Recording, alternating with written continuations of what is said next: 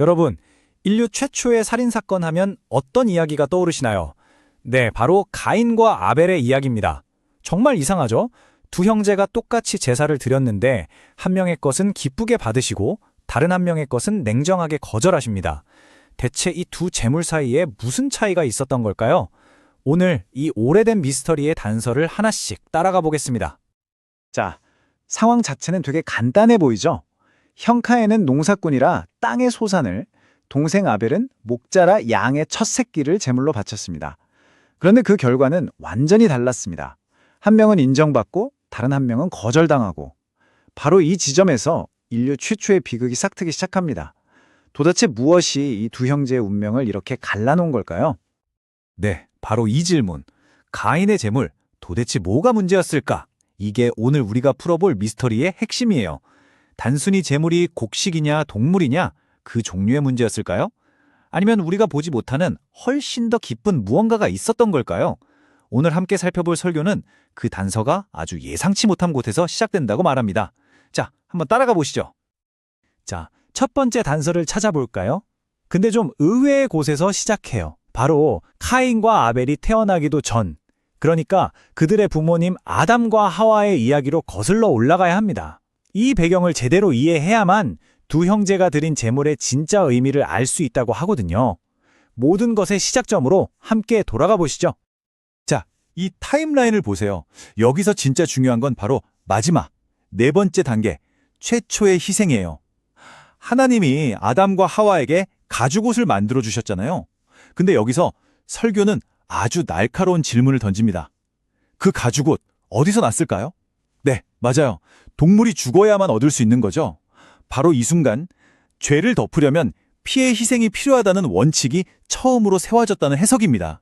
이게 바로 카인과 아벨 이야기를 푸는 결정적인 열쇠가 되는 거죠. 자, 그럼 첫 번째 단서, 죄와 희생이라는 배경을 머릿속에 딱 넣어두고 이제 두 번째 단서로 넘어가 볼게요. 이번에는 재물 그 자체가 아니라 재물을 바친 사람, 바로 카인과 아벨, 이 두 형제에게 집중해 보겠습니다. 여기 이 문장 그냥 쓱 읽고 지나가기 쉬운데요. 여기에 아주 미묘하면서도 결정적인 단서가 숨어 있어요.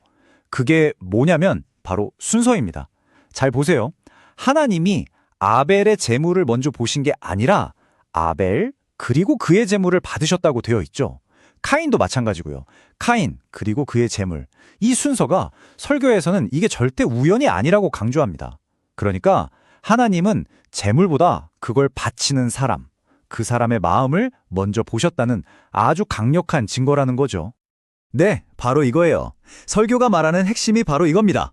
아벨의 제사가 받아들여진 건 그가 가져온 양이 특별해서가 아니라 그의 내면, 즉 그의 믿음 때문이었다는 거예요. 여기 문장처럼 말이죠.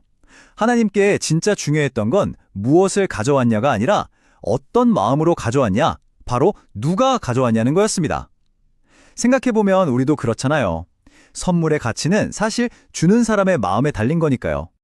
자, 자기 재물이 거절당했어요. 이때 카인이 어떻게 반응했을까요? 아, 내가 뭘 잘못했나? 하고 돌아봤을까요? 아니요. 그의 반응은 맹렬한 분노였습니다. 얼굴빛이 변할 정도였죠. 그런데 바로 이 위험천만한 순간에 하나님이 카인을 그냥 내버려 두지 않으시고 직접 찾아와서 경고를 하세요. 선택의 기회를 주시는 거죠. 이게 바로 세 번째 단서입니다. 하나님이 카인에게 네가 선을 행하면 받아줄 거라고 말씀하시거든요. 근데 여기서 말하는 선을 행한다는 게 우리가 보통 생각하는 것처럼 그냥 착하게 살아라 이런 뜻이 아니라는 게 중요해요. 설교에 따르면 이 말은 내가 이미 보여준 방식대로 해라 라는 뜻에 가깝습니다. 그 방식이 뭐였죠? 네, 바로 아담과 하와에게 가죽옷을 입히셨던 그 피의 희생을 따르라는 거죠. 그러니까 내 고집, 내 방식 말고 내가 정한 길로 돌아와라는 마지막 권유였던 셈입니다. 그리고 그 다음에 이어지는 경고는 진짜 정말 소름이 돋을 정도예요. 죄가 네 문 앞에 엎드려 있다. 이게 무슨 이미지냐면요. 마치 굶주린 맹수 한 마리가 카인의 마음문 바로 앞에서 그를 확 삼켜버리려고 웅크리고 있는 거예요. 정말 무서운 비유죠. 설교는 카인의 그 교만과 분노가 바로 이 맹수에게 문을 활짝 열어주는 것과 같다고 경고한 거라고 설명합니다. 이제 선택은 온전히 카인에게 달린 거죠. 자, 지금까지 3개의 결정적인 단서들을 다 모았습니다. 어떠세요? 퍼즐 조각들이 좀 맞춰지는 것 같나요? 이제 이 조각들을 하나로 합쳐서 카인과 아벨 미스터리의 전체 그림을 완성해 볼 시간입니다. 이 표를 보시면 한눈에 정리가 되실 겁니다. 아벨은 어땠죠? 하나님의 방식, 즉 믿음으로 나아갔어요. 그래서 피해 희생을 드린 거고요. 반면에 카인은 인간의 방식, 자기 자신의 행위, 자기 노력을 의지했습니다. 자기가 땀 흘려 얻은 그 결실을 자랑스럽게 가져온 거죠. 결국 핵심은 곡식이냐, 양이냐, 이 재물의 종류가 아니었던 거예요. 하나님께 나아가는 그 근본적인 태도, 그 믿음의 차이가 모든 걸 가른 겁니다. 자, 그럼 하나님의 경고를 들은 카인은 결국 어떤 길을 선택했을까요? 여러분도 아시다시피 비극으로 끝이 나죠.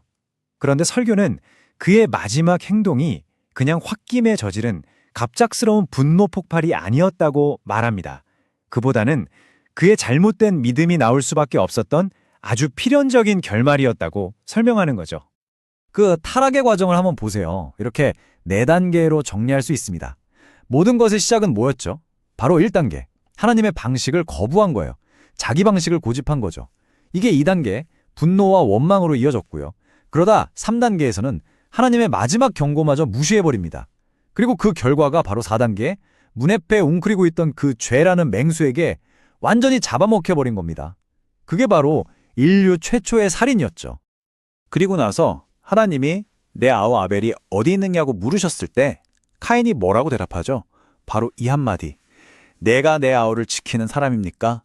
와, 정말 차갑지 않나요? 이 질문 안에 그의 모든 게 담겨 있는 거예요. 설교는 이게 그냥 모르쇠로 일관하는 변명이 아니라고 봐요. 이건 책임과 사랑을 완전히 거부하고 이제 하나님과 정면으로 맞서겠다는 완전한 단절의 선언이라는 거죠. 그렇다면 이토록 오래된 이 비극적인 이야기가 오늘을 사는 우리에게 대체 뭘 말해주고 있는 걸까요? 그냥 옛날 이야기일까요? 설교는 절대 그렇지 않다고 말합니다. 이 이야기는 단지 과거의 한 사건이 아니라 오늘 우리 모두 앞에 놓여 있는 2개의 길, 그 선택을 보여주는 영원한 상징이라는 거죠. 자, 그럼 오늘 살펴본 내용의 핵심을 딱 정리해 볼게요. 첫째, 진짜 예배는 내 노력이 아니라 하나님의 방식에 대한 믿음과 순종이라는 것. 둘째, 그래서 재물보다 그걸 드리는 사람의 마음이 훨씬 더 중요하다는 것. 셋째, 하나님의 방식을 거부하면 그 끝은 분노와 파괴로 이어질 수 있다는 경고. 그리고 이 모든 것의 근본에는 죄를 덮기 위한 피해 희생이라는 원리가 있다는 겁니다. 결국 카인과 아벨의 이야기는 인간의 행위가 아니라 오직 믿음으로만 하나님께 나아갈 수 있다는 거대한 메시지의 첫 페이지를 여는 셈이죠. 결국 카인과 아벨의 이야기는 인류 역사상 최초로 던져진 질문이나 마찬가지예요. 당신은 무엇을 의지해서 신 앞에 서시겠습니까? 당신 자신의 노력과 선행, 아니면 당신 밖에서 주어진 다른 어떤 길. 이 설교는 이 선택이 수천 년 전 그들에게만 해당되는 게 아니라 지금 이 시대를 살아가는 우리 모두에게도 여전히 똑같이 주어져 있다고 말하면서 깊은 생각을 하게 만듭니다.